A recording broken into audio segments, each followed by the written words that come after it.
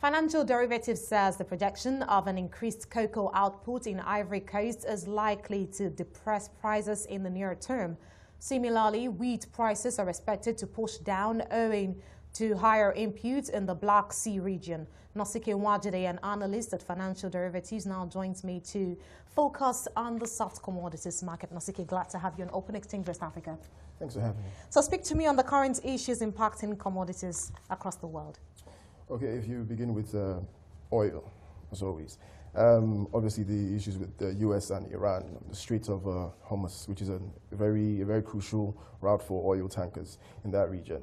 There's also the G20 summit coming up soon, and the OPEC meeting, which is crucial for OPEC and its allies and how they've managed to an extent, to a large extent, to galvanize prices from the start of the year towards March and April. But prices have tanked since. They intend to continue one way or the other to coordinate their activities to impact prices positively. But with the geopolitical tensions building up, that might even be a plus to prices. So I expect prices to stay above 60 for the time being, and by the time they have the meeting, it will probably push somewhere towards 70, maybe just stay under 70. But for now, these are good signs for oil prices, and obviously good for the Nigerian economy and revenues and foreign exchange earnings. For commodities such as cocoa, prices are about $2,400 dollars per metric tons at the moment. The two top producers, Ghana and the Ivory Coast, recently they've began to coordinate their activities. They account for a combined 65% of global output, so they know that whenever they get together, the market pays attention. And I think stakeholders in the Ghanaian Ghanaian cocoa sector decided that they would introduce a price floor of sorts at about $2,600 dollars per metric ton. So this is something the market has kept their ears peeled to hear how they intend to do this, and we believe that in the near future they will coordinate their activities and we'll see prices spike to about 2,700 for the time being. And at the moment, the Ivorians, the top producers in markets, have increased production. So in the near term, we expect to see prices fall a bit, given the weight of the Ivorian production in the market.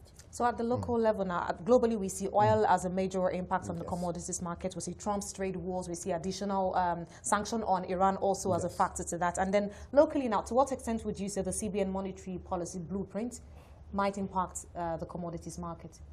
Okay, the CBN lists about 10 commodities it intends to assist with seedlings. Yes, it reeled out about 10 commodities. I think the thing about agricultural production, I mean, we all know the challenges faced with agri-production, from logistics to even poor weather conditions, insecurity in parts of the middle belt and the north, where you have a majority of Nigeria's agri-production taking place.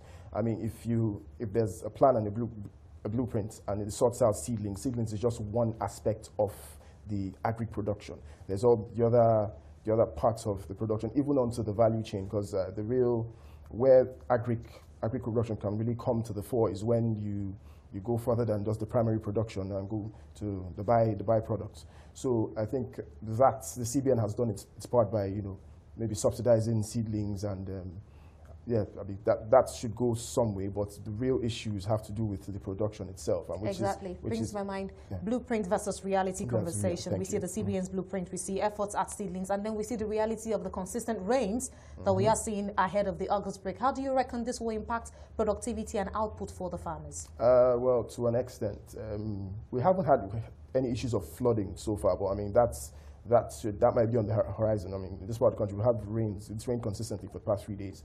I'm not sure what it's like in the middle belt and parts of the north at the moment, but rains can cause huge delays in planting. And if it gets to a point where you can't, I mean, it's delayed so much that you can't even plant anymore, because it's just the season is past for planting is past. And I think that's what's happening in the Midwest in America, where corn prices have risen about 25% in the past 5 weeks, because it's been raining and delayed the planting of corn so much that the farmers are thinking of doing away with a huge portion of corn production for the year and planting soybeans instead. So that scenario is something that may happen if the rains continue. But we hope that there are no floods such that the ones already planted are impacted, and we have a huge negative impact on crop production in general. Talking about hopes on floods, some parts of Lagos did see some flash floods yesterday. Nosike, and we're still a long way to go before the August break, like I said earlier. Is anybody at this point having conversations around climate change and how